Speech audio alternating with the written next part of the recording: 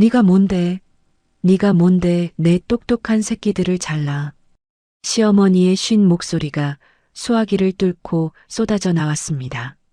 15년간 제가 피땀 흘려 세운 회사에서 억대 연봉을 빨아먹고 법인카드로 명품을 사고 법인 벤츠를 굴리던 시댁 식구들, 이혼 도장을 찍자마자 내연녀 출산을 보러 달려간 남편. 그 남편이 떠난 그날 밤 저는 그들의 숨통을 끊을 준비를 시작했습니다. 하루아침에 모든 것을 빼앗긴 그들은 제 회사 앞에서 서로의 멱살을 잡으며 무너졌고 저는 그제야 15년간 숨겨왔던 진짜 제 위치를 세상에 알렸습니다. 하지만 이야기는 여기서 끝이 아니었습니다. 과연 그들을 어떻게 숨통을 끊을 복수를 했을까요? 오늘의 사연 시작합니다. 사연 시작 전 구독과 좋아요를 눌러주시면 오늘 하루 행운이 가득할 겁니다. 가정법원 복도에는 형광등 불빛만 희멀겋게 내리쬐고 있었습니다. 접수 창구 앞 딱딱한 나무 의자에 나란히 앉아있던 저와 박지훈 사이에는 서류 한 뭉치만 놓여 있었습니다. 담당 직원이 서류를 펼쳐 보이며 도장을 찍을 위치를 손가락으로 짚어줬습니다. 저는 가방에서 도장을 꺼내 붉은 인주에 꾹 눌렀다가 서류 위에 또박또박 찍어냈습니다. 15년이었습니다. 새벽 3시에 눈을 비비며 노량진 수산시장 경매장에 들어서고 냉동탑차 조수석에서 김밥 한 줄로 끼니를 때우며 전국을 누빈 시간이 고스란히 15년이었습니다. 시장 바닥에서부터 새벽바람을 온몸으로 맞아가며 연 매출 100억이 넘는 식자재 유통회사를 일궈낸 것은 오롯이 저 혼자의 힘이었습니다. 맞은편에 앉은 박지훈이 서류가 완성되자마자 볼펜을 탁 내려놓고 의자를 밀어냈습니다. 양복 소매를 축혀 올려 손목시계를 들여다보더니 자리에서 벌떡 일어났습니다. 나 먼저 간다. 수연이가 오늘 애 나올 것 같다고 병원 예약해놨단 말이야. 늦으면 큰일 나. 내 연녀의 이름이 이 법원 안에서까지 이렇게 당당하게 튀어나왔습니다. 저는 손가락 끝에 묻은 인주를 물티슈로 천천히 닦아내며 고개도 들지 않았습니다. 제 입에서 나온 건 딱 한 글자였습니다. 박지훈이 멈칫하더니 뭔가 더 들을 줄 알았다는 표정으로 저를 흘깃 내려다봤습니다. 야, 너 진짜 무섭다? 사람이 어쩜 이렇게 얼음장 같냐? 15년을 같이 살았으면 그동안 고생했다는 소리 한마디는 해야 하는 거 아니야? 너는 정이라는 게 눈곱만큼도 없어? 없어. 그러니까 빨리 가. 내 그 귀한 수연이 기다린다며. 참나 그래. 너 그 잘난 돈 껴안고 평생 잘 먹고 잘 살아봐라. 나간다. 박지훈이 콧바람을 훅 내쉬며 법원 복도를 성큼성큼 걸어 나갔습니다. 구두 뒷굽이 타일 바닥을 두드리는 소리가 점점 멀어졌습니다. 저는 그 발소리가 완전히 사라질 때까지 자리에서 일어나지 않았습니다. 남편 길을 살려주겠다고 상무자리에 앉힌 것이 제 인생 최대의 실수였습니다. 시어머니 이 막내가 남자가 밖에서 명함이라도 내밀어야 집안 꼴이 선다고 닥달했고 저는 그 말에 고개를 끄덕여 버렸습니다. 야, 지훈이 쟤를 언제까지 저렇게 둘 거냐? 네가 사장이면 내 남편은 최소한 상무직함은 달아줘야 남들이 무시를 안 하지. 사내대장부 길을 네가 다 죽일 셈이야? 상무 명함을 손에 쥔 박지훈은 그날부터 거래처 접대라는 이름 아래 술판을 벌였고 그 술자리 끝에 내연녀 한수연이 있었습니다. 집으로 돌아온 저는 현관문을 잠그고 거실 테이블 위에 노트북을 펼쳤습니다. 법인카드 사용 내역 조회 화면에 박지훈의 이름으로 결제된 목록이 주르륵 떠올랐습니다. 호텔, 산부인과, 고급 레스토랑, 백화점 유아용품 매장. 내 연녀에게 쓴 공급 내역을 날짜와 금액 하나하나 엑셀 파일로 옮기는 제 눈에는 눈물 한 방울 맺히지 않았습니다. 신우이 박지연의 근태 기록도 열었습니다. 한 달에 출근한 날이 손가락으로 꼽을 정도였고 출근 도장을 찍은 날에도 오후면 자리를 비웠습니다. 법인카드 명세서에는 백화점 명품관 결제 내역이 빼곡했습니다. 시동생 박지민도 다를 게 없었습니다. 유흥업소, 골프장, 고급 술집. 이 두 사람은 제 회사에서 억대 연봉을 받으면서 하는 일이라곤 법인카드 긁는 것뿐이었습니다. 저는 노트북을 닫고 휴대전화를 들어 경리부장 최용식에게 전화를 걸었습니다. 최 부장님, 이 시간에 죄송합니다. 아이고, 대표님, 무슨 일이십니까? 이 늦은 시간에 전화를 다 주시고. 최 부장의 목소리에는 이미 뭔가를 예감한 듯한 긴장이 묻어 있었습니다. 내일 아침 출근하시면 제 책상 위에 올려놓을 게 있어요. 박상무 법인카드 내역 원본, 지연이 명품관 결제 내역, 지민이 유흥비 내역. 이중장부 원본 전부 준비해 주세요. 하나도 빠짐없이 싹 다요. 수화기 너머로 최 부장이 숨을 크게 들이쉬는 소리가 들렸습니다. 드디어 결심을 하신 겁니까? 대표님, 정말로 다 터뜨리시는 거죠? 네. 그동안 너무 오래 참았죠. 최 부장님도 고생 많으셨어요. 아닙니다. 대표님, 제가 당장 밤을 새워서라도 완벽하게 준비해 놓겠습니다. 전화를 끊고 저는 책상 서랍 깊숙한 곳에서 검은색 USB 하나를 꺼냈습니다. 수년 전부터 박지훈과 신우이, 시동생이 회사 돈을 빼돌린 기록을 날짜별로 정리해 둔 것이었습니다. USB를 노트북에 꽂고 파일을 하나하나 열어 확인했습니다. 횡령 금액, 배임 정황, 유령 회사를 통한 거래, 대금 빼돌리기. 빠진 것 없이 완벽했습니다. 저는 워드 파일을 새로 열고 제목을 입력했습니다. 징계해고 통지서, 박지연, 박지민. 두 사람의 이름을 또박또박 적어 넣고 해고 사유란의 횡령과 배임의 증거 목록 번호를 하나씩 기입했습니다. 한 글자 한 글자 적어 내려갈 때마다 키보드를 두드리는 손끝에 힘이 들어갔습니다. 같은 시각 제 휴대전화로 신우이 박지연이 올린 사진 한 장이 카카오톡 가족 단체방에 떴습니다. 최고급 한정식집을 통째로 빌린 넓은 방 안에서 시어머니 이막내가 한복을 차려입고 상석에 앉아 있었습니다. 신우이와 시동생이 소주잔을 높이 들고 환하게 웃고 있었습니다. 테이블 위에는 전복찜, 한우구이, 해물탕이 가득 차려져 있었는데 그 결제도 제가 피땀 흘려번 돈이 들어있는 법인카드로 했을 것이었습니다. 박지연이 단체방에 글을 남겼습니다. 아싸, 오늘부터 진짜 우리 세상이다. 걸림돌도 없어졌고 엄마 축하해. 우리 이제 고생 끝 행복 시작이야. 그 아래 시어머니가 음성 메시지를 남겼습니다. 신이 난 목소리로 그래. 이제 그 징글징글한 년 얼굴 안 봐도 되니까 속이 다 시원하다. 우리 지훈이가 이제 사장 자리에 앉아서 이 엄마 호강시켜주겠지? 오늘은 내가 쏜다. 실컷들 먹어라. 저는 그 메시지들을 스크린샷으로 하나하나 저장한 뒤 단체방을 조용히 나왔습니다. 노트북을 다시 펼쳐 회사 사내 인트라넷에 접속했습니다. 관리자 페이지를 열고 박지연의 사원 번호를 입력했습니다. 사내 시스템 접근 권한, 이메일 계정, 사내 메신저, 전자결제 시스템. 하나하나 권한을 삭제할 때마다 화면에 처리 완료라는 글자가 떠올랐습니다. 박지민의 계정도 같은 방식으로 전면 차단했습니다. 마지막으로 완성된 징계해고 통지서 파일을 출력했습니다. 따끈따끈한 종이 2장을 집어들고 내용을 처음부터 끝까지 소리내어 읽었습니다. 오탈자 하나 없이 완벽했습니다.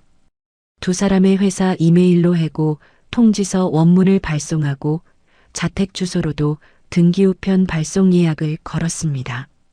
시계를 보니 자정이 넘어 있었습니다. 저는 노트북을 닫고 거실 불을 껐습니다. 어둠 속에서 소파에 등을 기대고 천장을 올려다봤습니다. 내일 아침 9시 은행 영업이 시작되는 그 순간이 진짜 시작이었습니다. 아침 9시 정각, 저는 책상 위에 놓인 전화기를 들어 은행법인 담당자에게 연결했습니다. 네, 대표님. 무엇을 도와드릴까요? 법인카드 3장 즉시 정지 요청합니다. 박지훈, 박지연, 박지민 명의로 발급된 카드 전부요. 3장 모두 정지 처리하면 될까요? 네. 그리고 법인명의 차량 보험도 오늘자로 해지해 주세요. 차량 번호 알려드리겠습니다. 은행 전화를 끊자마자 카드사 고객센터에도 같은 요청을 넣었습니다. 법인 대표 인증을 마치는데 채 5분이 걸리지 않았습니다. 처리 완료 문자가 제 휴대전화에 연달아 도착했습니다. 저는 문자 3통을 확인하고 휴대전화를 책상 위에 내려놓았습니다. 그 시각 백화점 명품관 2층에서 신우이 박지연이 유리 진열대 앞에 서 있었습니다. 매장 직원이 가죽 가방을 양손으로 받쳐들고 박지연 앞에 내밀었습니다. 손님, 이쪽 신상품입니다. 포장해 드릴까요? 그래요. 법인카드로 결제할게요. 박지연이 지갑에서 카드를 꺼내 내밀었습니다. 매장 직원이 카드를 단말기에 긁었습니다. 삑 하는 짧은 경고음이 울렸습니다. 손님, 죄송한데 승인이 거절되었습니다. 뭐요? 다시 한번 해봐요. 박지연이 미간을 찌푸리며 카드를 다시 건넸습니다. 단말기가 똑같은 경고음을 냈습니다. 또 거절이요. 카드사에 한번 확인해 보셔야 할 것 같습니다. 아이 참, 회사 전산이 또 말썽이네. 박지연이 혀를 차며 가방을 매장 직원에게 도로 밀어놓고 매장을 나왔습니다. 같은 시각 골프장 클럽하우스 카운터 앞에서 시동생 박지민이 라운딩 비용을 결제하려다 같은 상황을 겪고 있었습니다. 잠깐만요. 한 번만 더 찍어보세요. 박지민이 카드를 탁탁 두드리며 프런트 직원에게 다시 건넸습니다. 3번째 거절음이 울리자 박지민은 카드를 도로 받아 지갑에 넣으며 어깨를 으쓱했습니다. 전산 오류인가 보네. 다음에 올게요. 박지민은 대수롭지 않다는 듯 휘파람을 불며 주차장으로 걸어나갔습니다. 그리고 산후조리원 VIP실 카운터 앞. 박지훈이 카운터 직원 앞에서 얼굴이 벌겋게 달아올라 있었습니다. 입실 보증금이랑 1주차 비용 결제하려는 건데 왜 안 돼요? 고객님, 카드 자체가 정지 상태로 나옵니다. 다른 카드 있으시면 그걸로 해보시겠어요? 다른 카드가 어딨어? 이거 법인카드라고 한도가 남아있다니까. 박지훈이 카운터를 손바닥으로 내리치며 목소리를 높였습니다. 주변에 있던 다른 보호자들이 고개를 돌려 쳐다봤습니다. 박지훈은 이를 악물고 휴대전화를 꺼내 회사 경립으로 전화를 걸었습니다. 최 부장 나야. 법인카드가 안 먹히는데 뭐가 된 거야? 당장 확인해봐. 최 부장이 수화기를 귀에 대고 잠시 침묵하더니 입을 열었습니다. 박상무님, 저는 더 이상 상무님 업무를 처리해 드릴 수 있는 위치가 아닙니다. 뭐라고? 최 부장 너 지금 나한테 무슨 소리를 하는 거야? 대표님께 직접 연락하십시오. 최 부장이 전화를 끊어버렸습니다. 박지훈이 휴대전화 화면을 멍하니 들여다보다가 산후조리원 로비 소파에 천천히 주저앉았습니다. 이틀이 지났습니다. 카드가 막히고 현금이 바닥나기 시작하자 시어머니 이막내가 신우이와 시동생을 불러 모았습니다. 지연아, 지민아, 회사 가서 월급 먼저 좀 당겨받아라. 카드가 안 되니까 당장 반찬거리 살 돈도 없다. 알겠어, 엄마. 오빠한테도 연락했는데 오빠 카드도 안 된대. 다 같이 가자. 내가 직접 가서 확인할란다. 시동생 박지민이 법인명의 검은색 벤츠에 시동을 걸었습니다. 시어머니가 뒷좌석에 올라타며 코트깃을 여미었습니다. 그년 빠진 회사가 어떻게 돌아가나 내 눈으로 봐야겠다. 신우이 박지연이 조수석 문을 열며 입꼬리를 올렸습니다. 엄마, 이제 우리가 주인이니까 당당하게 들어가면 돼. 벤츠가 회사 건물 앞 주차장에 멈춰 섰습니다. 시어머니는 뒷좌석에 남아 기다리겠다며 손을 내저었고 신우이와 시동생이 먼저 내려 정문 로비로 들어갔습니다.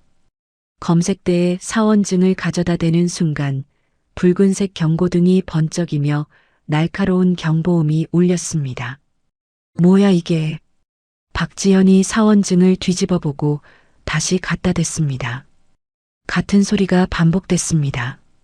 보안요원 2명이 검색대 뒤에서 다가왔습니다. 박지연 씨, 박지민 씨 되십니까? 맞는데요. 왜 이래요? 사원증이 고장난 거 아니에요. 보안요원이 손에 들고 있던 서류 봉투 2개를 내밀었습니다. 등기우편으로 발송된 서류인데 수령 확인이 안 되어서 저희가 직접 전달하라는 지시를 받았습니다. 박지연이 봉투를 받아 뜯었습니다. 징계해고 통지서라는 글자가 맨 위에 찍혀 있었습니다. 박지연의 눈동자가 글씨를 따라 내려가더니 손끝이 파르르 떨리기 시작했습니다. 이게 뭐야? 해고라고. 이게 무슨 소리야? 박지민도 자기 봉투를 뜯어보더니 얼굴이 하얗게 질렸습니다. 누나, 나도 똑같아. 징계해고라고 써 있어. 보안요원이 한 발 앞으로 나서며 말했습니다. 죄송합니다만 2분은 출입 권한이 해제된 상태라 건물 안으로 들어가실 수 없습니다. 당신이 뭔데 나를 막아? 여기 우리 오빠 회사란 말이야. 박지연이 보안요원의 가슴팍을 손가락으로 찌르며 목소리를 높였습니다. 보안요원은 한 발자국도 물러서지 않았습니다. 벤츠 뒷좌석에서 기다리던 시어머니 이막내가 차 창문 너머로 자식들이 로비에서 밀려나오는 모습을 봤습니다. 시어머니의 눈이 휘둥그레졌습니다. 차 문을 열고 내려 로비 쪽으로 뛰다시피 걸어갔습니다. 지연아, 무슨 일이야? 왜 난리야?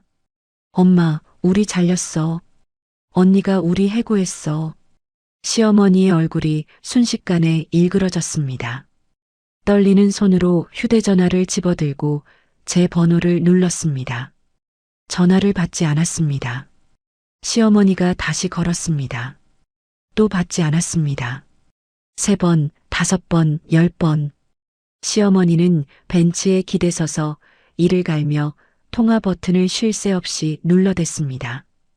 부재중 전화가 20통을 넘어갔습니다. 30통, 40통. 시어머니의 손가락이 화면을 두드리는 속도가 점점 빨라졌습니다. 50통. 50번째 부재중 알림이 뜬 뒤 저는 천천히 휴대전화를 들어 올렸습니다. 다음 전화가 왔을 때 통화 버튼을 눌렀습니다. 네가 뭔데? 네가 뭔데 내 똑똑한 새끼들을 잘라. 시어머니의 쉰 목소리가 수화기를 뚫고 쏟아져 나왔습니다. 저는 창밖을 바라보며 숨을 한번 고르고 입을 열었습니다. 누구세요? 무슨 일이시죠? 뭐라고? 은수야, 너 지금 나한테 누구세요라고 한 거야.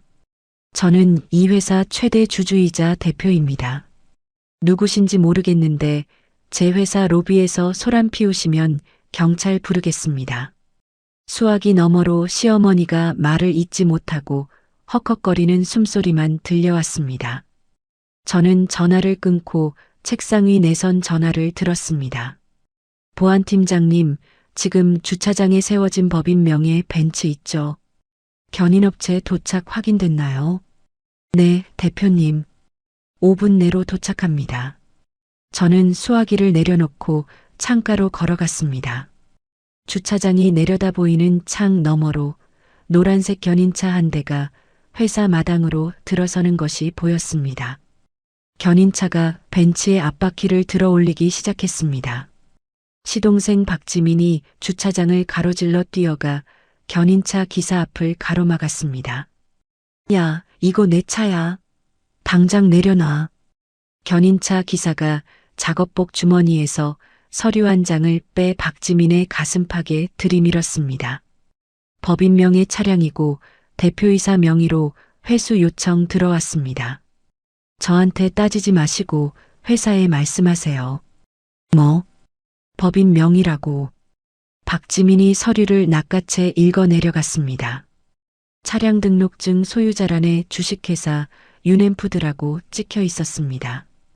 박지민은 자기가 2년 넘게 끌고 다닌 차의 주인이 자기가 아니었다는 것을 그제야 알아차린 얼굴이었습니다.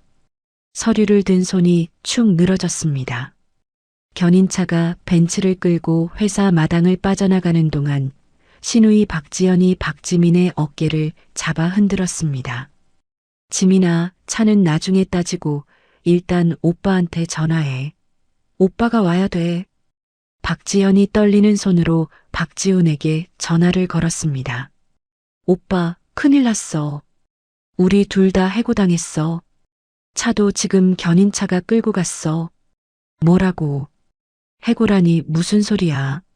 언니가 미쳤어, 진짜. 빨리 와. 박지훈이 택시를 잡아타고 회사에 도착한 것은 30분 뒤였습니다. 택시에서 내린 박지훈은 양복상의 단추도 채우지 않은 채 정문으로 성큼성큼 걸어갔습니다. 시어머니와 시누이, 시동생이 로비 앞에 서서 박지훈을 기다리고 있었습니다.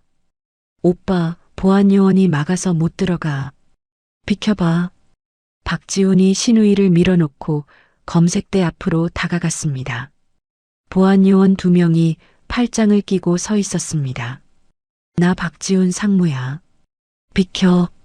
보안요원이 고개를 저었습니다. 박지훈 님도 출입 권한이 해제되어 있습니다. 들어가실 수 없습니다. 지금 장난해. 내가 이 회사 상무라고. 박지훈이 보안요원의 어깨를 밀치려는 순간 로비 정면 벽에 새로 걸린 액자 2개가 눈에 들어왔습니다. 법인 등기부등본 사본과 사업자 등록증 사본이 나란히 걸려 있었습니다. 대표이사란에 윤은수라는 이름 석자가 선명하게 찍혀 있었고 지분율란에 100%라는 숫자가 그 옆에 또렷하게 박혀 있었습니다. 박지훈이 액자 앞으로 다가가 글자를 한자 한자 읽어 내려갔습니다. 입술이 바들바들 떨렸습니다. 이게 말이 돼. 뒤따라 다가온 시누이 박지연이 액자를 보더니 비명에 가까운 목소리를 질렀습니다. 오빠 지분은? 오빠도 주주 아니었어. 아니야. 그럴 리가 없어. 처음에 내가 같이 시작한 회사인데. 박지훈이 이마에 핏줄을 세우며 주먹으로 벽을 내리쳤습니다. 하지만 액자 속 서류는 차갑게 사실만을 말하고 있었습니다. 이 회사의 주인은 처음부터 끝까지 윤은수 한 사람뿐이었습니다. 박지훈은 바지 상무라는 명함만 들고 다녔을 뿐 이 회사에 단 1%의 지분도 가진 적이 없었습니다. 시어머니 이막내가 지팡이를 짚으며 로비 안까지 들어왔습니다. 시어머니는 액자 앞에 선 세 자식의 얼굴을 번갈아 보더니 지팡이 끝으로 바닥을 쾅쾅 내리쳤습니다. 은수 그년이 이렇게까지 할 줄은 몰랐다. 지훈아, 어떻게든 해봐. 엄마, 지금 그런 소리 할 때가 아니야. 박지훈이 고개를 틀어 보안요원에게 다가갔습니다. 사장실로 올려보내줘. 5분만 얘기하면 돼. 보안요원이 손에 들고 있던 종이 한 장을 읽어 내려갔습니다. 대표님 지시사항 전달드리겠습니다. 해고, 예고, 수당은 법에 따라 개인 계좌로 입금될 예정이고 더 이상 영업을 방해하시면 경찰에 신고하겠다고 하셨습니다. 영업 방해. 내가 내 회사에서 영업 방해를 한다고. 박지훈의 목소리가 갈라졌습니다. 보안요원 2명이 앞으로 나서며 4사람을 출입구 쪽으로 밀어냈습니다. 시어머니가 지팡이를 휘두르며 버텼지만 보안요원의 힘을 당해낼 수 없었습니다. 이것들이 감히 내가 누군지 알아. 내 아들 회사에서 감히 이 할미를. 시어머니의 악을 쓰는 소리가 로비 전체에 쩌렁쩌렁 울렸습니다. 하지만 유리문은 닫혔고 4사람은 주차장 한가운데 내팽개쳐졌습니다. 벤츠가 서 있던 자리에는 타이어 자국만 길게 남아 있었습니다. 찬바람이 불었습니다. 시어머니가 코트 주머니에서 손수건을 꺼내 입을 틀어막았습니다. 박지연이 하이힐을 신은 발로 땅을 구르며 박지훈의 팔을 잡아 흔들었습니다. 오빠 어떡해. 나 카드도 안 되고 차도 없어. 이번 달 아파트 관리비도 법인카드로 내고 있었단 말이야. 나한테 소리치지 마. 나도 지금 머리가 안 돌아간다고. 박지훈이 박지연의 손을 뿌리치며 소리쳤습니다. 시동생 박지민이 주차장 바닥에 쪼그려 앉아 2 손으로 머리를 감싸쥐었습니다. 형, 나 이번 달 카드값만 3천이야. 전부 법인카드로 긁은 건데 어떡해. 닥쳐, 지민아. 시어머니가 지팡이를 들어 박지훈의 등짝을 후려쳤습니다. 이게 다 네 꼴통 때문이다. 여자 하나를 제대로 잡아뒀어야지. 이 멍청한 놈아. 엄마가 맨날 은수한테 구박질을 해놓고 지금 나한테 뭐라는 거야? 뭐라고? 내가 언제 그년한테 구박을 했어. 내가 얼마나 잘해줬는데. 정문 앞 주차장에서 4사람의 고성이 뒤엉켰습니다. 서로의 멱살을 잡을 듯이 손가락질을 해대며 목청을 높였습니다. 지나가던 직원들이 걸음을 멈추고 고개를 돌려 쳐다봤고 건너편 상가의 주인들도 입구에 나와 팔짱을 끼고 수군거렸습니다. 저는 5층 사장실 창가에 서서 그 광경을 내려다보고 있었습니다. 4사람이 주차장 한복판에서 서로를 탓하며 악다구니를 치는 모습이 한눈에 들어왔습니다. 15년 동안 저 사람들 비위를 맞추느라 숨죽이고 살았던 시간이 파노라마처럼 스쳐 지나갔습니다. 저는 블라인드 줄을 당겨 창을 가리고 책상으로 돌아왔습니다. 책상 위에는 최 부장이 아침 일찍 가져다 놓은 이중장부 원본 파일이 깔끔하게 정리되어 있었습니다. 저는 파일 표지를 한 장 넘기며 볼펜을 집어들었습니다. 횡령의 합계 옆에 빨간 줄을 긋고 배임 항목에 별표를 찍었습니다. 오갈 데가 없어진 4사람은 내연녀 한수연이 머물고 있는 산후조리원으로 몰려갔습니다. 좁은 병실 안에 시어머니, 시누이, 시동생, 그리고 박지훈까지 5명이 빽빽하게 들어차 있었습니다. 갓 태어난 아이가 울음을 터뜨렸지만 아무도 거들떠보지 않았습니다. 지훈아, 당장 내일부터 뭘 먹고 살 거야? 엄마 통장에 50만 원도 안 남았다. 시어머니가 침대 옆 의자에 털썩 앉으며 말했습니다. 엄마, 지금 그 얘기를 여기서 해야 돼. 박지훈이 이를 악물며 병실 창밖을 노려봤습니다. 여기가 아니면 어디서 해? 집 관리비도 밀렸어. 시누이 박지연이 끼어들며 목소리를 높였습니다. 내연녀 한수연이 침대 위에서 몸을 일으키며 인상을 구겼습니다. 지훈 씨, 이 사람들 좀 내보내. 나 아직 몸조리 중이잖아. 수연아, 잠깐만. 지금 상황이 좀 복잡해서. 복잡한 건 알겠는데 시어머니가 왜 내 병실에 있는 거야? 시어머니가 벌떡 일어나 한수연을 손가락으로 가리켰습니다. 시어머니라고. 내가 언제 널 며느리로 인정했어. 너 때문에 우리 집안이 이 꼴이 된 거야. 어머니, 제발 좀. 박지훈이 시어머니의 팔을 잡아 끌었습니다.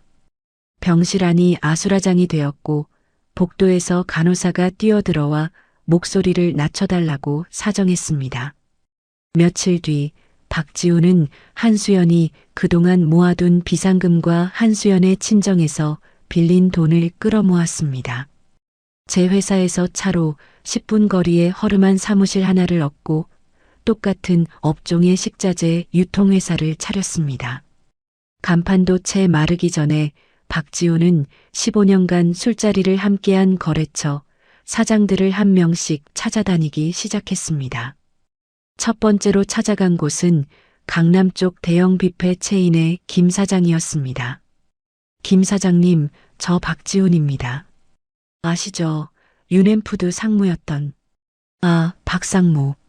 아니, 지금은 뭐라 불러야 하나. 김 사장이 커피잔을 내려놓으며 어색하게 웃었습니다. 제가 새로 회사를 차렸습니다. 기존 납품 단가에서 20% 깎아드릴게요. 거기다 따로 좀 챙겨드리겠습니다. 아시죠? 무슨 뜻인지. 박지훈이 명함을 내밀며 고개를 숙였습니다. 김 사장이 명함을 받아들고 한참을 들여다보더니 테이블 위에 도로 내려놓았습니다. 박상무, 솔직히 말할게. 나는 15년 동안 윤 대표하고 거래했지 박상무하고 거래한 적은 없어. 그게 무슨 말씀이세요? 제가 매번 술자리에서 모시고 술자리는 박상무가 했지. 근데 새벽 4시에 시장 와서 물건 상태 하나하나 눈으로 확인하고 결제 대금 하루도 안 밀린 건 윤 대표였어. 김 사장이 커피잔을 들어 한 모금 마시며 말했습니다. 미안한데 난 못하겠어. 그리고 박상무 뒷돈 얘기는 다른 데서는 하지 마. 요즘 세상에 그런 거 걸리면 끝장이야. 박지훈의 얼굴이 돌처럼 굳었습니다. 두 번째, 세 번째, 네 번째 거래처에서도 대답은 같았습니다. 10군데를 돌았지만 단 한 곳도 계약서에 도장을 찍어주지 않았습니다. 그뿐이 아니었습니다. 노량진 수산시장의 최 사장이 저에게 직접 전화를 걸어왔습니다. 윤 대표 나야. 박상무가 어제 우리 가게 왔었어. 네, 최 사장님. 무슨 얘기를 하던가요? 단가 후려치기에 뒷돈까지 제안하더라고. 내가 통화 녹음해뒀어. 필요하면 보내줄까? 보내주세요. 감사합니다, 최 사장님. 전화를 끊고 저는 책상에 팔꿈치를 짚었습니다. 최 사장뿐만이 아니었습니다.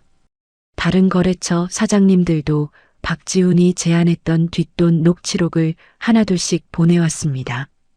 15년간 새벽마다 얼굴을 맞대고 쌓아온 신뢰가 이런 순간에 빛을 발하는 것이었습니다.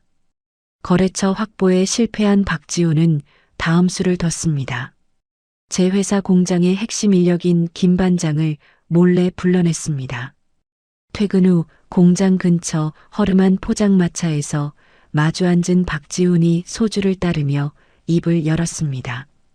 김 반장, 내 쪽으로 와. 연봉 지금의 2배 줄게. 현장 팀원들도 같이 데리고 오면 인센티브 따로 챙겨주겠어. 김 반장이 소주잔을 받아들고 한참 박지훈의 얼굴을 들여다봤습니다. 상무님, 아니, 이제 상무님이 아니시니까 박 사장님이라 해야 하나? 뭐든 좋으니까 대답이나 해. 3년 전 공장 냉동고 터졌을 때 기억나십니까? 박지훈의 눈이 한번 깜빡였습니다. 새벽 2시에 냉동고가 펑 터져서 식자재가 전부 녹아내리고 있었는데 윤 대표님은 잠옷 바람으로 뛰어오셔서 저랑 같이 물건 옮기셨어요. 손이 얼어서 감각이 없어질 때까지 나르셨습니다. 김 반장이 소주잔을 테이블에 내려놓았습니다. 그때 박 사장님은 전화를 안 받으셨죠. 다음날 출근해서 하신 말씀이 그런 건 현장 인력이 알아서 해야지였어요. 박지훈의 입이 굳게 닫혔습니다. 저는 그날 이후로 마음을 정했습니다. 죄송하지만 못 갑니다. 김 반장이 자리에서 일어나 가볍게 목례를 하고 포장마차를 나갔습니다. 박지훈이 빈 소주잔을 움켜쥐자 손가락 마디가 하얗게 변했습니다. 다음 날 아침 김 반장이 제 사장실 문을 두드렸습니다. 대표님, 보고 드릴 게 있습니다. 김 반장이 어젯밤 있었던 일을 처음부터 끝까지 빠짐없이 전해줬습니다. 저는 고개를 끄덕이며 김 반장의 손을 잡았습니다. 고맙습니다, 김 반장님. 저뿐만이 아닙니다. 현장 직원들 중에 아무도 안 넘어갔습니다. 걱정 마십시오. 김 반장이 나간 뒤 저는 의자 등받이에 몸을 기대고 천장을 올려다봤습니다. 코끝이 시큰해지는 것을 느꼈습니다. 거래처도 인력도 확보하지 못한 박지우는 무리하게 영업을 시작했습니다. 새벽 경매 시장에 나가봤지만 어느 상인에게 좋은 물건을 떼어야 하는지 신선도를 눈으로 가려내는 방법도 몰랐습니다. 경매장에서 남들이 거들떠보지 않는 질 낮은 재고 상품을 헐값에 쓸어 담아 납품 차량에 실었습니다. 첫 납품 당일 물건을 받은 학교 급식 담당자에게서 전화가 걸려왔습니다. 박 사장님, 이게 뭡니까? 양파가 반은 물러있고 고기에서 냄새가 나요. 당장 교체 안 하시면 위약금 청구합니다. 박지훈이 창고로 뛰어갔지만 대체할 물건이 없었습니다. 위약금 통보서가 날아왔습니다. 수억 원이라는 금액을 본 박지훈의 다리에서 힘이 빠졌습니다. 산후조리원에서 이 소식을 전해 들은 한수연이 박지훈의 멱살을 움켜쥐었습니다. 지훈 씨, 내 돈이야. 내 비상금이랑 우리 엄마한테 빌린 돈으로 차린 회사인데 일주일 만에 이게 뭐야? 수연아, 손 놔. 내가 어떻게든 해볼 테니까. 어떻게든이 뭔데? 당장 내 돈 내놔. 한수연이 베개를 집어들어 박지훈의 얼굴에 내리쳤습니다. 아이가 울음을 터뜨렸고 복도에 있던 간호사가 문을 벌컥 열었습니다. 보호자분들, 여기 산후조리원입니다. 소란 피우시면 퇴실 조치하겠습니다. 박지훈이 비틀거리며 병실 밖으로 나왔습니다. 복도 끝 창가에 등을 기대고 서서 휴대전화 화면을 들여다봤습니다. 위약금 독촉 문자, 밀린 사무실 월세 문자, 직원 급여 입금 요청 문자가 한 화면에 빼곡하게 떠 있었습니다. 박지훈은 떨리는 손가락으로 검색창에 글자를 입력하기 시작했습니다. 구속영장이 청구되었다는 소식이 산후조리원까지 퍼지는 데는 하루도 걸리지 않았습니다.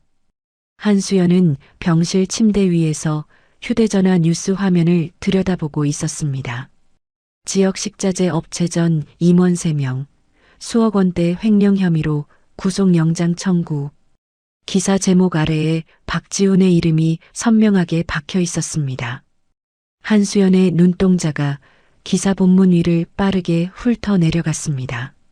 한수연은 휴대전화를 이불 위에 내려놓고 천장을 올려다보며 입술을 깨물었습니다. 그날 밤 한수연은 퇴원 수속을 마치고 박지훈의 오피스텔로 돌아갔습니다. 현관문을 열고 들어서자마자 거실 장롱 서랍을 잡아당겼습니다. 박지훈이 위약금을 막기 위해 급하게 마련해둔 현금 뭉치가 쇼핑백 안에 들어 있었습니다. 한수연은 쇼핑백째로 가방에 쓸어 담았습니다. 서랍장 아래칸도 뒤졌습니다. 박지훈의 비상 통장과 체크카드가 나왔고 그것도 가방 안으로 들어갔습니다. 한수연은 자기 명의로 되어 있던 아파트의 보증금 반환을 이미 며칠 전에 신청해 둔 상태였습니다. 휴대전화로 은행 앱을 열어 통장 잔고를 확인하고 입꼬리를 올렸습니다. 옷장에서 자기 옷을 캐리어에 구겨 넣고 화장대 위에 화장품을 파우치에 쓸어 담았습니다. 가방 지퍼를 잠그고 현관문 앞에 선 한수연의 발밑에서 아이가 거실 바닥에 깔아놓은 이불 위에 잠들어 있었습니다.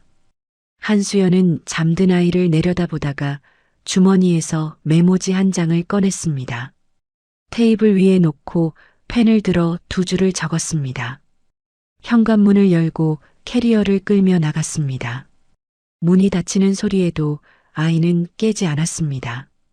다음 날 오전 경찰 출석을 마치고 풀려난 박지훈이 오피스텔 현관문을 열었습니다. 신발장 위에 놓여 있던 한수연의 화장품 파우치가 보이지 않았습니다. 박지훈이 안방으로 뛰어들어가 옷장을 열었습니다. 한수연의 옷이 한 벌도 남아있지 않았습니다. 빈 옷걸이만 줄줄이 흔들리고 있었습니다. 박지훈이 거실로 뛰어나왔습니다. 장롱 서랍을 잡아당겼습니다. 쇼핑백이 있던 자리가 텅 비어 있었습니다. 아래칸 서랍도 열었습니다. 비상 통장도 체크카드도 없었습니다. 아니, 이게... 박지훈의 시선이 테이블 위 메모지에 닿았습니다. 떨리는 손으로 집어들었습니다. 잘 살아. 애는 당신이 키워. 단 2줄이었습니다. 박지훈이 메모지를 구겨 쥔 주먹에 힘이 들어가 손등의 핏줄이 붉어졌습니다. 한수연의 전화번호를 눌렀습니다. 이 번호는 현재 사용할 수 없는 번호입니다. 기계음만 흘러나왔습니다. 2번, 3번 더 걸었지만 같은 소리가 반복됐습니다. 바닥에서 아이가 눈을 뜨고 울음을 터뜨렸습니다. 이불이 젖어 있었습니다. 박지훈이 아이를 내려다봤습니다. 아이의 얼굴이 눈물과 콧물로 범벅이 되어 있었습니다. 분유를 타야 한다는 것은 알았지만 분유통이 어디 있는지, 물 온도를 몇 도로 맞춰야 하는지조차 몰랐습니다. 박지훈은 아이 앞에 무릎을 꿇고 주저앉았습니다. 목구멍에서 짐승 같은 울음소리가 터져나왔습니다. 같은 주 박지훈의 회사에 밀린 대금 독촉장이 쏟아졌습니다.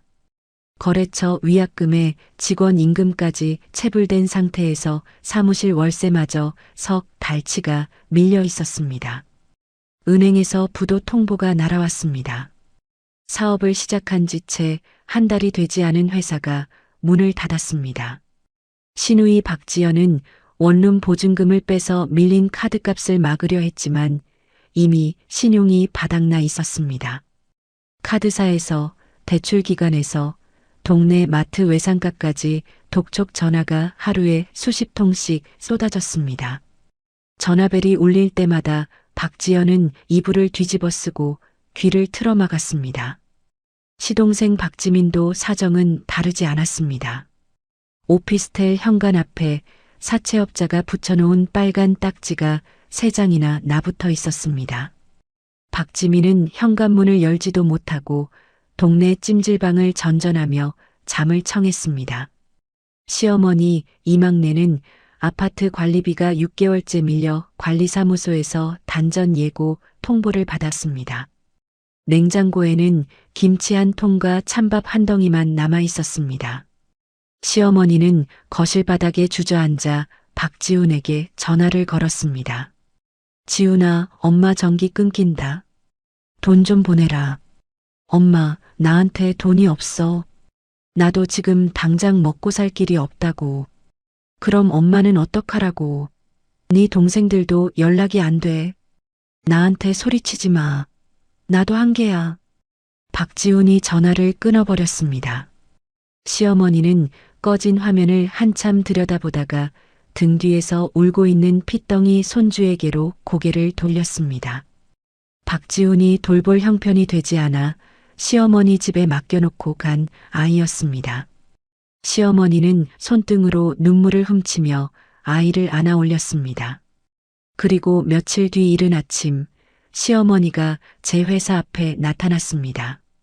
등에는 핏덩이 손주를 업고 무릎이 해진 바지 차림이었습니다.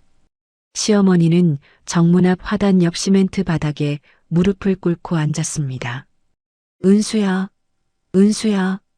시어머니의 갈라진 목소리가 아침 공기를 찢었습니다.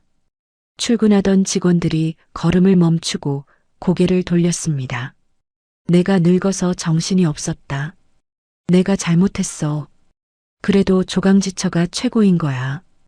이 불쌍한 핏덩이를 봐서라도 한 번만 받아오. 시어머니가 이마를 시멘트 바닥에 찧었습니다. 등에 업힌 아이가 놀라서 울음을 터뜨렸습니다. 지나가던 행인 몇 명이 멈춰서서 수군거렸습니다. 보안팀장이 저에게 전화를 걸어왔습니다. 대표님, 정문 앞에 어르신 한 분이 아기를 업고 무릎을 꿇고 계십니다. 알겠습니다. 제가 내려가겠습니다. 저는 엘리베이터를 타고 1층으로 내려갔습니다.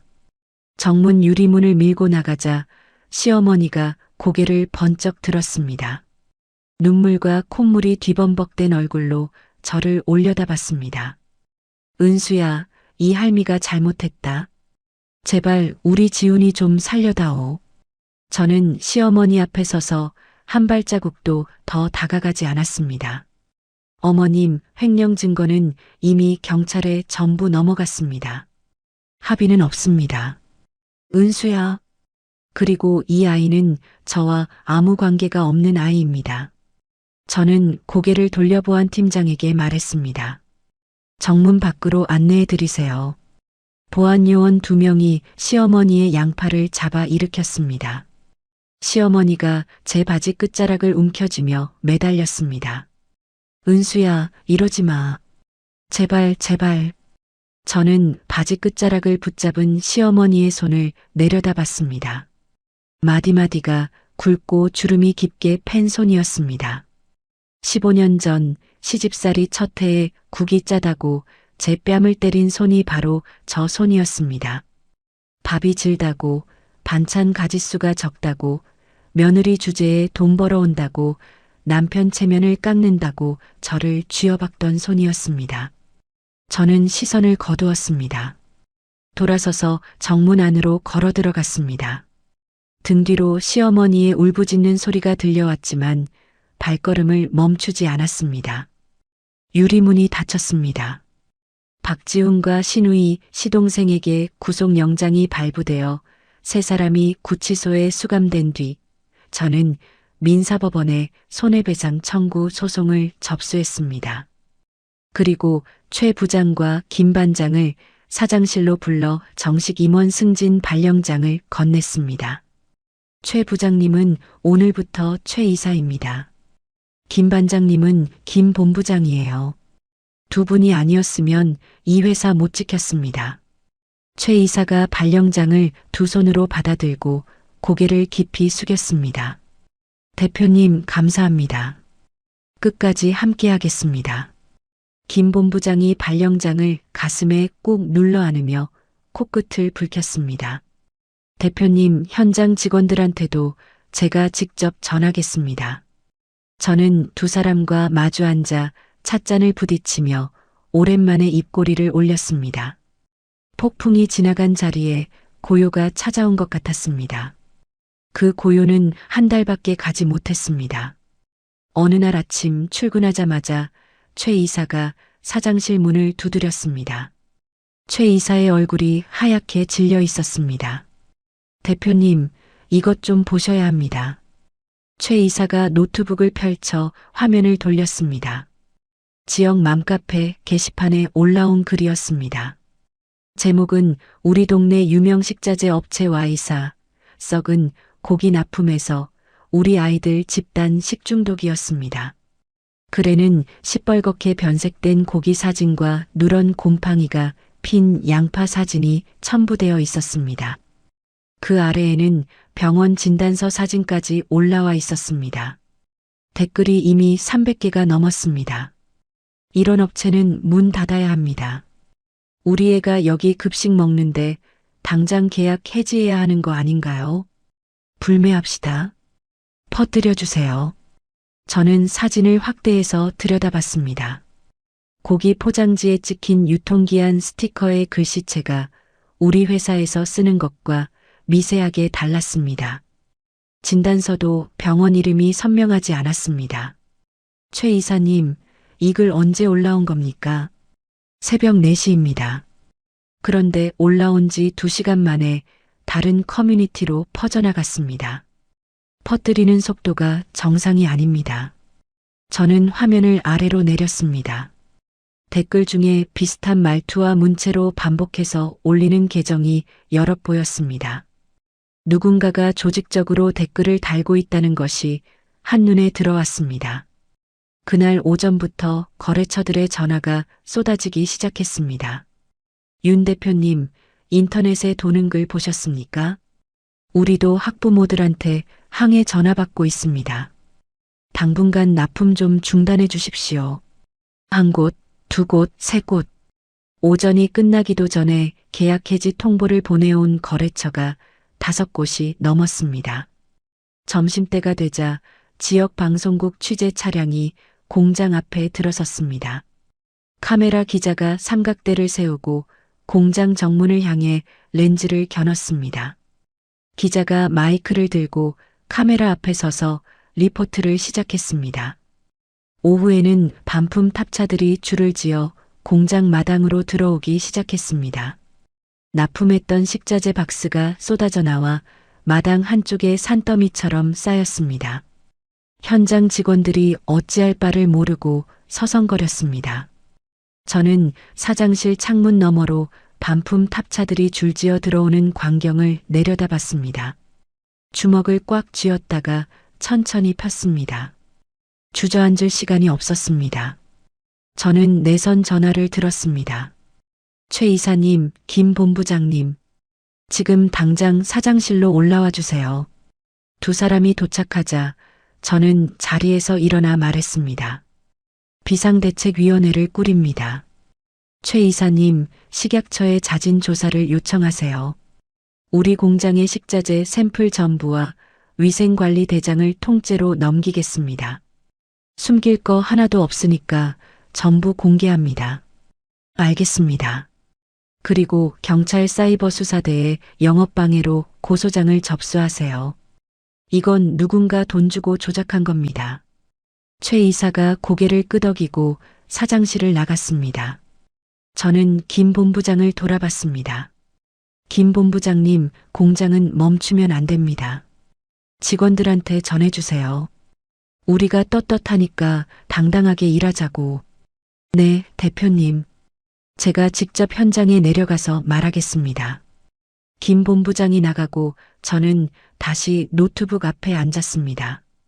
맘카페 글을 처음부터 다시 읽으며 사진 하나하나를 저장했습니다.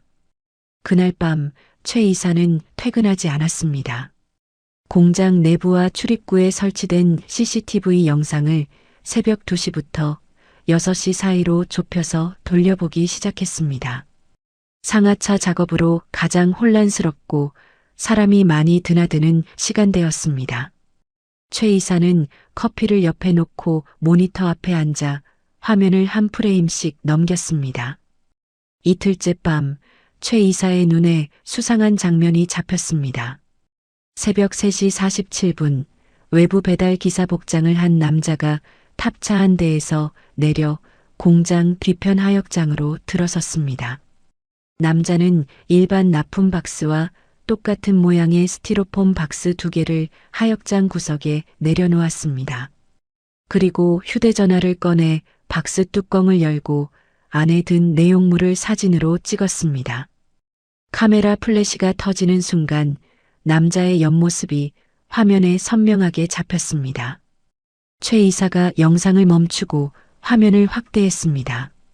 모자를 눌러 쓰고 있었지만 턱선과 귀 모양이 또렷했습니다. 최 이사는 퇴사자 명단 파일을 열어 사진을 대조했습니다. 6개월 전 정리해고된 전직 직원 송태호였습니다. 최 이사가 새벽에 저에게 전화를 걸었습니다. 대표님 찾았습니다. CCTV에 다 찍혀 있습니다. 저는 이불을 걷어차고 일어나 회사로 향했습니다. 사장실에 도착해 최 이사가 캡처해 놓은 CCTV 화면을 확인했습니다. 송태호가 썩은 식자재 박스를 반입하고 사진을 찍어가는 장면이 시간대별로 정리되어 있었습니다. 식약처 조사 결과는요. 오늘 오후에 공문이 옵니다. 우리 공장 샘플 전량 검사 결과 위생 기준 완벽 적합 판정입니다. 저는 식약처 판정 공문과 CCTV 캡처 화면을 출력해서 서류 봉투에 담았습니다. 그리고 양복을 갈아입고 차에 올랐습니다. 지역 방송국 로비에 들어선 저는 안내 데스크 직원에게 말했습니다. 유넨푸드 대표 윤은수입니다. 인터뷰를 하고 싶습니다. 방송국 보도국장이 저를 스튜디오로 안내했습니다. 조명이 켜지고 카메라 빨간 불이 들어왔습니다. 저는 카메라를 똑바로 바라보며 서류 봉투에서 CCTV 캡처 사진을 꺼내 들었습니다. 이 사진을 보십시오. 돈에 매수된 전직 직원이 새벽에 우리 공장에 썩은 식자재를 몰래 반입하고 직접 사진을 찍어 인터넷에 올린 겁니다. 시간, 장소, 인물이 전부 CCTV에 찍혀 있습니다. 저는 사진을 내려놓고 식약처 공문을 들어 올렸습니다. 그리고 이것은 식약처가 우리 공장을 직접 조사한 결과입니다. 위생기준 완벽 적합 판정을 받았습니다. 우리 회사는 15년간 단 한 번도 식자재 사고를 낸 적이 없습니다. 카메라 앞에서 제 목소리가 떨리지 않았습니다. 제 평생을 바친 회사입니다. 이 악의적인 조작과 끝까지 싸워서 반드시 이기겠습니다. 생방송 인터뷰가 나간 다음 날 아침 8시 경찰이 송태호를 체포했다는 뉴스가 떴습니다. 송태호는 조사 과정에서 자신에게 돈을 주고 지시한 사람이 구치소에 수감 중인 박지훈이라고 자백했습니다. 박지훈이 구치소 안에서 외부로 영치금을 빼돌려 송태호를 매수하고 제 회사에 치명타를 입히려 했다는 사실이 대대적으로 보도되었습니다. 전처 회사에 복수하려고 시민 먹거리까지 볼모로 삼은 파렴치한 전남편. 뉴스 자막이 화면 아래를 흘러갔습니다. 인터넷 여론이 하루 만에 뒤집혔습니다. 며칠 전까지 우리 회사를 욕하던 맘카페 게시판에 새로운 글이 올라오기 시작했습니다. 유넨푸드 대표님 억울하게 당하신 거였네요. 응원합니다. 우리 동네 착한 기업인데 도와줍시다. 돈줄 내기 합시다. 앞으로 식자재는 무조건 여기서만 삽니다. 댓글이 수백 개씩 달렸고 응원글이 다른 커뮤니티로 퍼져나갔습니다. 저는 사장실에 앉아 화면을 내려보다가 노트북을 조용히 닫았습니다. 가슴 한쪽이 뜨거워지는 것을 느꼈지만 아직 끝난 게 아니었습니다. 박지훈은 기존의 횡령 혐의에 영업방해와 허위사실 유포 혐의까지 추가로 기소되었습니다. 재판에서 형량이 크게 늘어날 것이라는 보도가 이어졌습니다. 전처에게 복수하겠다고 벌인 일이 고스란히 자기 목을 옥죄인 꼴이었습니다. 며칠 뒤 흔들렸던 거래처 사장님들이 하나둘 공장을 찾아오기 시작했습니다. 첫 번째로 찾아온 것은 강남 뷔페 체인의 김 사장이었습니다. 윤 대표, 내가 그때 납품 중단한다고 했잖아. 미안해. 내가 경솔했어. 김 사장이 공장 입구에서 고개를 숙이며 말했습니다. 저는 김 사장의 손을 잡았습니다. 김 사장님 괜찮습니다. 의심할 만한 상황이었으니까요. 아니야. 15년을 거래하면서 윤 대표가 어떤 사람인지 뻔히 알면서도 흔들린 내가 부끄러워. 김 사장이 양복 안주머니에서 서류 한 장을 꺼내 제 앞에 펼쳤습니다. 이거 장기 독점 납품 계약서야. 앞으로 3년 우리 체인 전 지점 식자재는 전부 유넨푸드에서만 받겠어. 다른 거래처 사장님들도 같은 이유로 찾아왔습니다.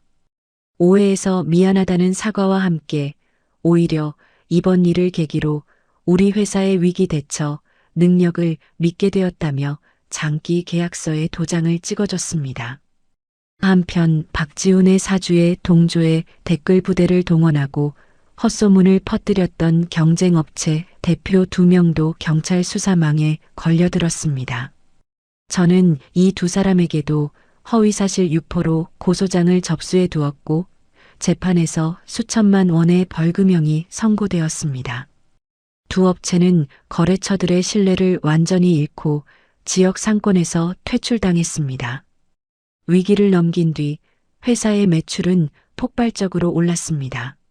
맘카페와 지역 커뮤니티에서 시작된 응원이 실제 주문으로 이어졌고 전년 대비 매출이 3배 이상 뛰었습니다. 공장 가동률이 한계에 다다를 정도로 주문이 밀려들었습니다. 저는 이 수익을 혼자 가져가지 않았습니다.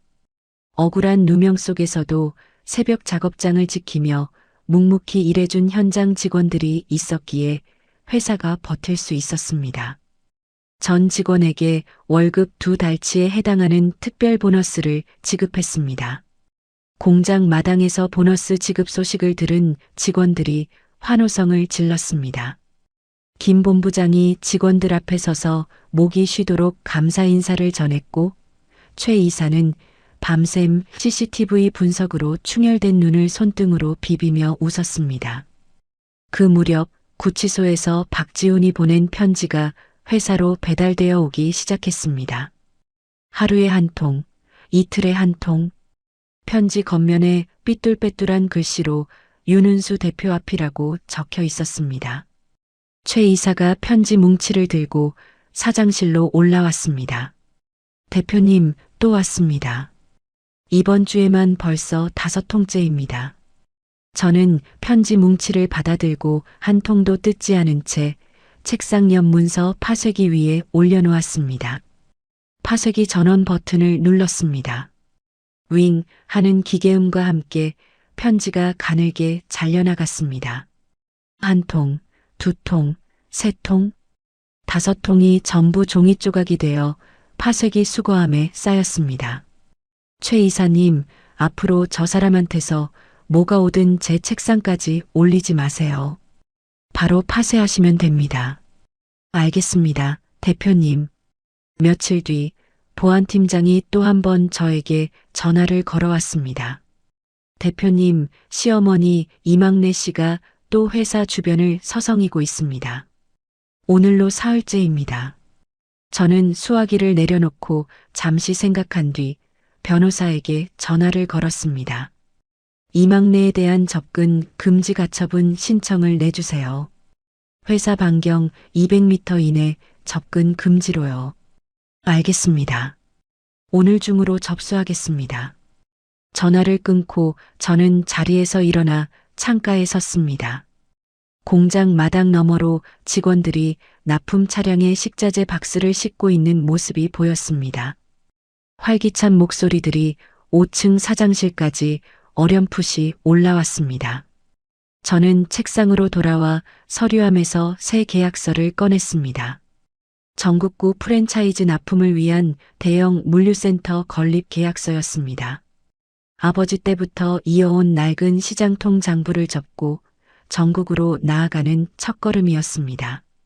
저는 계약서 마지막 장을 펼치고 서명란에 볼펜을 가져다 댔습니다. 윤은수라는 세 글자를 또박또박 적어 넣었습니다. 여러분, 오늘 은수 씨의 삶의 이야기 잘 들으셨나요? 15년이라는 시간은 짧지 않습니다.